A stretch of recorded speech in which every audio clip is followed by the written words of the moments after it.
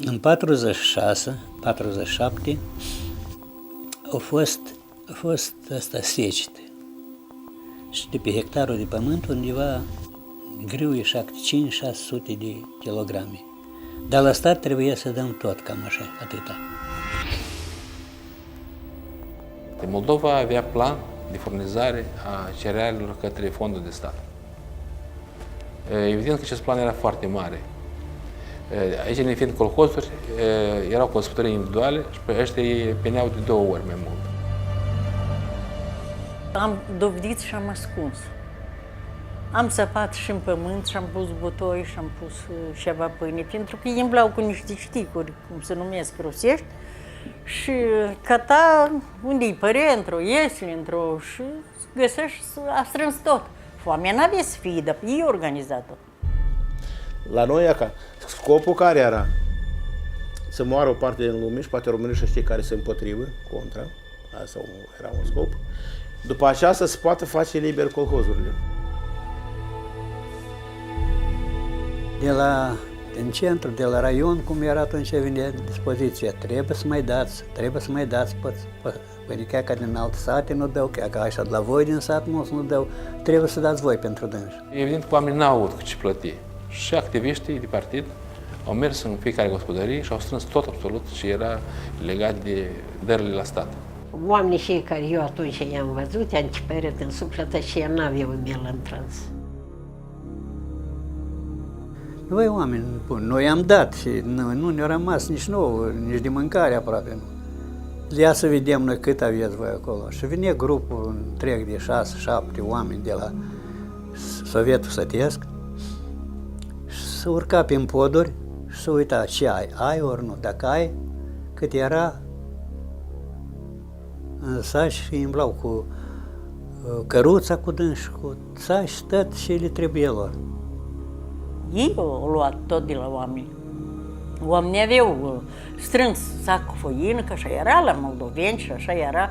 Aveau fasole strâns, aveau piani, dar dacă ei au venit și au măturat tot. Tot ce aveau și rămâneau câte 7 copii, câte 8 copii și n-aveau nimic ce mânca. Asta e ideologie comunistă, ca să faci colhoz, adică colectivizare, trebuie să-i înspăimânți pe oameni, să-i aduci la disperare și ca să zică ei singuri, primește-mă în colectivul vostru numai să nu mor. Și așa și-au făcut, când au văzut că cad ca găinile toți, ceilalți de spaimă, sigur că s-au cerut să-i primească în colectivul lor.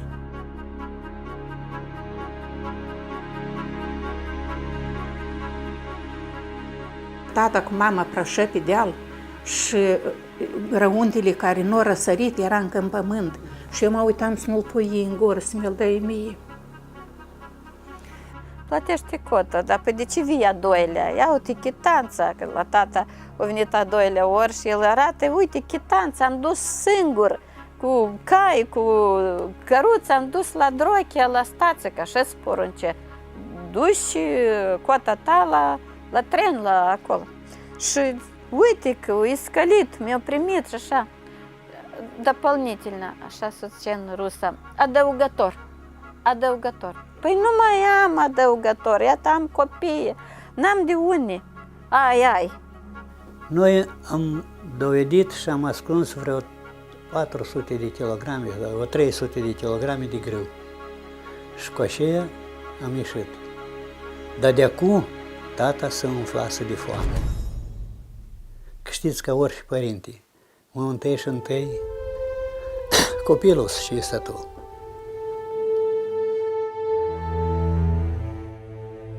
Cei care au avut pierzi uscate, mere uscate, trăgeau la râșniță, știți ce înseamnă râșniță? Două pietre, dar se măcinau și asta. În afară de asta, coarja de copac. Știți, au rămas mulți copaci care scoteau coarja de copac și măcinau. Oamenii început să se mai ascundă câte ceva. Căutau și în sobe, și prin pământ, așa, unde vedea, prin grădină, prin stogurile cu paie. Căuta până când nu găseau. Totuși luau absolut până la ultimul grăunte. Și dacă găseau ceva ascuns undeva, care omul punea pentru copii, poate ceva, îl judeca. Că el o ascuns de stat și îl judeca la 10 ani, la 15 ani de zile, când nu a dat statului impozitul. Foarte greu. Da, a fost foarte greu. Copiii tare mulți au murit de foame. Și le-i și dat, că ei știu că mai avem noi poate ceva și deu, dar pe noi dacă avem nepoță care erau frații la front. Și avem nepoți și trebuie dacă o bucățică așa ea, să te duci să-i dai. Și sigur și noi mâncam cu porția, puțin, așa mai departe. Pe lângă impozitul financiar în bani, trebuia să predea o anumită cantitate de grâu, de răsărită, de fasole, lână, ouă, carne, tot ce se producea la sate trebuia de predat numai decât în anumite cantități și la stat. Ne spuneți, nu umblați voi copiilor la cuibare, că trebuie să ducem ouăle, că altfel ghisoarea, Sibiria. Nu toate erau. Nu toți aveau lână, nu toți aveau ouă câți. Oamenii zi și noapte activă ca șârchii, ca fiarele sălbatice scuturau podurile la oameni. Dacă vedea că nu găsește, îmi plac o suliță așa mare și unde potriveau ei, că o ascuns omul, găsea acolo și îl luau la Sovietul Sătesc și își băteau joc acolo, îl băteau și îl speriau în tot felul și la închisoare îl trimiteau. În mare parte vina era organelor locale. Pentru că ăștia de frică lui Stalin se temeau să raporteze că uite aici a fost o recoltă proastă, că oamenii n-au. Și pur și simplu au spus, planul e atât, da, îl facem. Așa era, deci nu se luau decizii înțelepte. Uite, reieșind din situația reală, Basarabenii ăștia nu se poate da volumul de produse prevăzute în plan și reducem planul. Nu. Vom da cât cere partidul. Și, într-adevăr, era o mascaradă, pentru că se filmau, este cronica documentară, când ăștia aduc carele cu grâul la gara, să le scarce în fondul de stat, iar dincolo de aceasta era un genocid.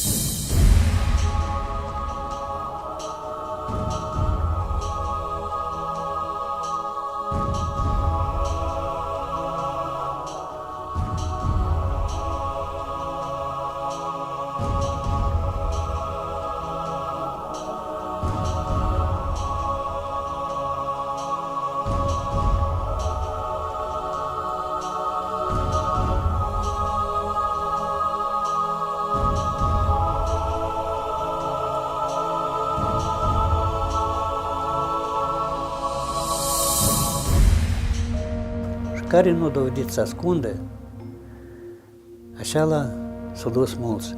În satele cele nu prea au ascuns oamenii.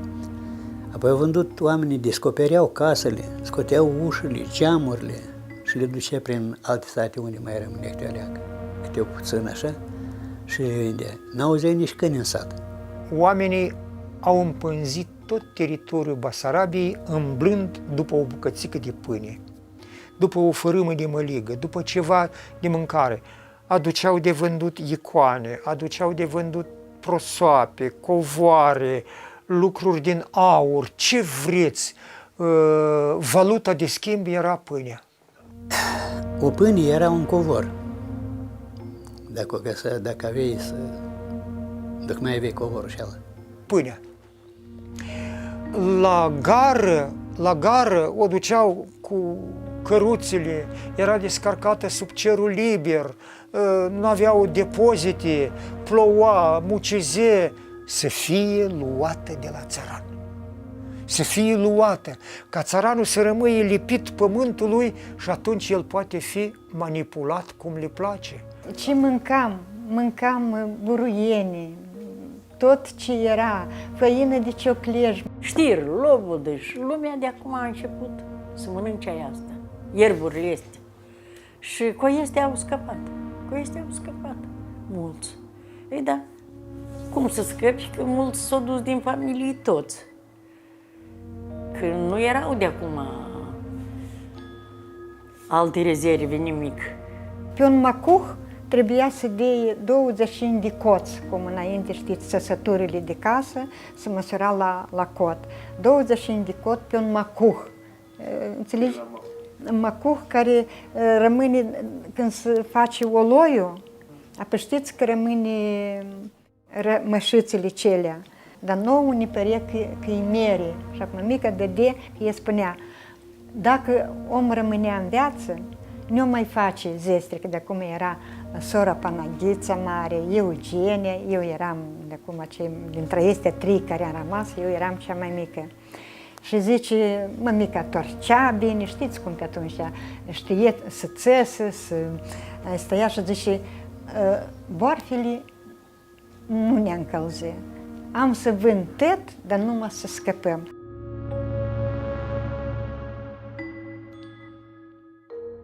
Recolta fiind mică, animalele au fost sacrificate și deja în 47 iarna s-a început o foame cumplită legată cu act de canibalism.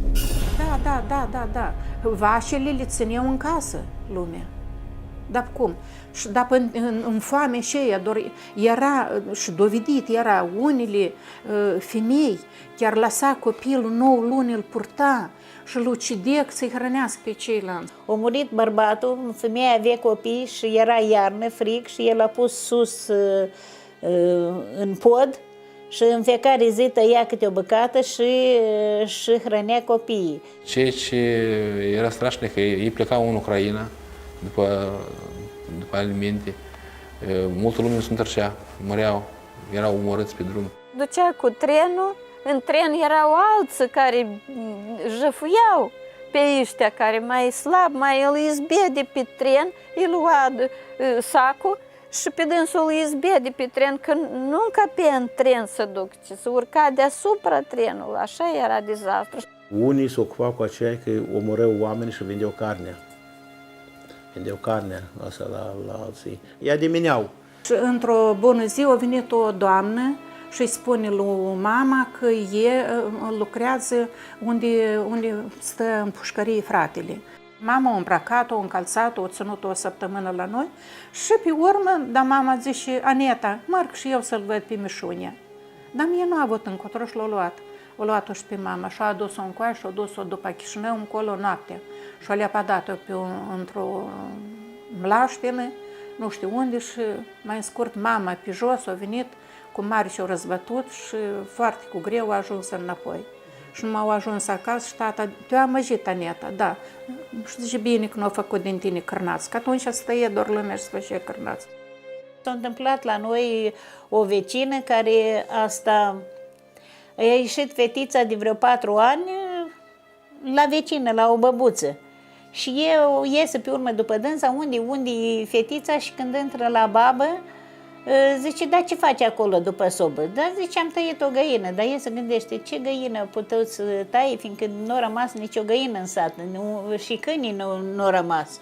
Și lumea, când era foamete, care dacă mai avea o vacă, oriceva, trebuia să doarmă cu dânsa în casă și să ții furșile, tot asta, fiindcă dacă nu, ți-o furau. Oricum, pe tot locul. Și când el s-a uitat în oală, ochii era capul copilului.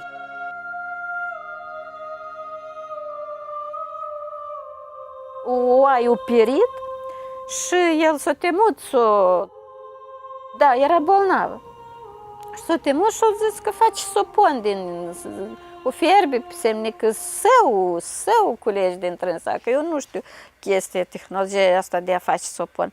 Și au mirosit unul altul și au venit, iată asta nu mă țin minte, că veneau în izmene, albi, fără cămașă, de nu mai aveau nimic pe dânsă, tot o dat pe mâncare. Au schimbat pe bucată de pâine, pe o cartofă și vine izmene și Neculai, dă-mi, te rog, o bucată de carne, dar poperit ai să mori, dar ori așa mor. Și tot ce unușeala cât de mare, că așa un ce eu țin minte, 16 chirostrei l-au pus în mijlocul ogrez, tot o mâncat. Când a venit primăvara, pe frunze de salcân, stege, asta mai este o bureană, uite că am uitat, care când o rupi, curge din trânsa, parcă așa, un lichid alb, parcă e lapte. Cu deșelea. Așa, s-a dus în Ucraina de apus și de acolo a dus jom. Lumea a descoperit sub Cernăuți o fabrică de zahăr și erau gropi mari cu tăiței de la fabrica de zahăr, care îl numeau jom. Și toți se duceau acolo după jom. Aduceau jomul ăsta, îl mai prelucrau, care mai avea câte o boghiță de pâine ascunsă undeva în mari doselnițe, amestecau cu jom și făceau niște turtele și le mâncau. Și cum se ducea lumea, se numea în Zapad. Cum se ducea în Ucraina subcarpatică, se vede în Bucovina, acolo, dar după deale Gurii, m-au trimis și pe mine, de acum eu avem 18 ani, m-au trimis și pe mine după hrană.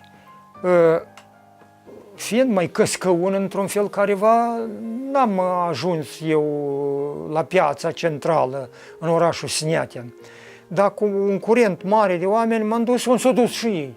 Când m-am trezit lângă groapa cu jom. Eu, în fundul sacului, avem o torbiță mititică în care avem două turte făcute cu sfeclă și cu făină integrală, cu hurluială, pe care bunica mi le-a dat de acasă să am cu ce mă salva până o găsit ceva de ligurie. Și când am ajuns acolo, îndată ne-a ieșit un zdrahon de hahol, nan, zdravan, și mă întreabă în limba rusească: păi, Jurle, și vrei jom? Zic, da. Poți să iei cât poți duce, dar uite, pentru locul ăsta și îmi pune o piatră într-un loc și o piatră la alt loc. Ia că ăsta e suprafața ta unde poți să-l scoți. Deci, suprafața era vândută, trebuie să plătești 5 rubli. Da, aveam rubli cu mine, știem ritualul ăsta. Am scos și am dat 5 rubli și o bucățică de tablă, ia ca așa, o lecuțică mai mare, o bucățică de tablă și da de foc, ia că da pădurea de o zvârlită de băți era. Ia că de ușuțcată lemne și făceați-vă aici turte și prăjiți. Mâncați, fără plată. Principalul trebuia să plătesc pe loc, dar pe jom nu. Tabloul care l-am văzut acolo nu pot să-l uit niciodată. În groapa cea mare cu jom, oameni dezbrăcați de la jumătate în jos, femei, bărbați, nu se mai uitau la goliciune, nu se uitau la nimic. Răscoleau și căutau de mai de la adânc, era mai galben, nu era așa. Și care își făcea turte acolo, se îngălbeneau. Au fost cazuri când au murit acolo pe margine, au murit cu o boghiță de jom în mână și au murit în loc să-și facă cruci, ține jomul în mână. A decedat atunci bunica, mămica tatălui. Din cauza foametei? Foametei, da. A decedat Ilinuța, care aștepta 2 pâini și 2 colaci, și Iecubaș micuțul, care era de acum, după mine, avea un an de zile, era sugaci și a murit în mari chinuri. Pe sub drum cădeau oamenii, mureau și părintele cu carul îi ducea la cimitir. Copilul de acum, când se trăgea de moarte, e clar că și mămica Bocea și eu și sora Eugenia și sora Pelagia, că de acum nu sunt în viață. Și el nu putea să moară, știți, auzea plângete, bocet și îi curgea lăcrămioare pe obraz. Se trăgea de moarte, de aici lacrimile și aia curgeau. Și a venit vecina și zice: ieșiți afară să-i țin eu copilului lumânarea, că el nu poate să moară auzind bocet. Și noi am ieșit toți afară și copilul s-a stâns din viață în mare chinuri. Fiindcă tata se mișca și avea putere, că totuși câte ceva mânca, îl chemau foarte des ca să facă groapa la ceilalți, rude, vecini, cunoscuți. Un moș Parfeni din marginea satului a murit soția și nu aveau nici putere să-l ducă pe mort la groapă. Se ducea și săpa, o muncă enormă făcea acolo. Când dimineața se ducă mortul, de acum erau vreo 6 morți aruncați acolo în groapă. Și deci pe ceala cui i-a săpat groapa, era chiar la suprafață. El a pus-o pe un covoraș, pe un lăicer și a târâit-o până la groapă. Acolo s-au grămădit câțiva oameni împrejurul lui și el îi roagă pe oameni: ajutați-mi să o dă în groapă, cum o chema pe dânsa, ajutați-mi să o dă în groapă. Și vă rog frumos, eu zic tatăl nostru, intră acolo și dați țărnă peste noi. Asta îmi povestea el, că mergând prin sat, de la primărie la margină, că noi trăim la margină, vedea 3-4 umflați pe marginea drumului și dădeau Duhul. Ceea ce el povestea mă îngrozea enorm, să aduci oamenii la așa ceva. Nu a fost niciodată, povestea tata, ca să fie secetă într-un an și oamenii să n-aibă rezerve. Tot timpul aveau pe 2, pe 3 ani oamenii se temeau de foame, de secetă și aveau grijă. Dar săraci erau foarte puțini și dacă era vreo secetă și era vreunul sărac, apoi toți ceilalți să știe că se dă de poman, dar cui? Ei, la cel mai sărac, nici acela nu îndura foame. Și cea mai strașnic parte a fost la foame atunci când s-a evit secara nouă. Știți că secara scoase înaintea grâului. Și oamenii, când s-au evit secara și încă era în lapte, de-abia începea să întărească, nu spicul, dar grăuntele, și se duceau și să-și erau secara, o ducea acasă, o usca, pe urmă o bătea, să scoteau grăunții, boabele și la râșniță și la mâncare și la măligă. Și care nu știe de lucrul ăsta sau tare înfometat, apoi mânca pe săturate și peste câteva ore gata era. Iată, în timpul ăsta au murit mai mult decât cei care au murit până atunci. Oameni, înțelegeți? Iată așa au fost pe timpul foamei la noi.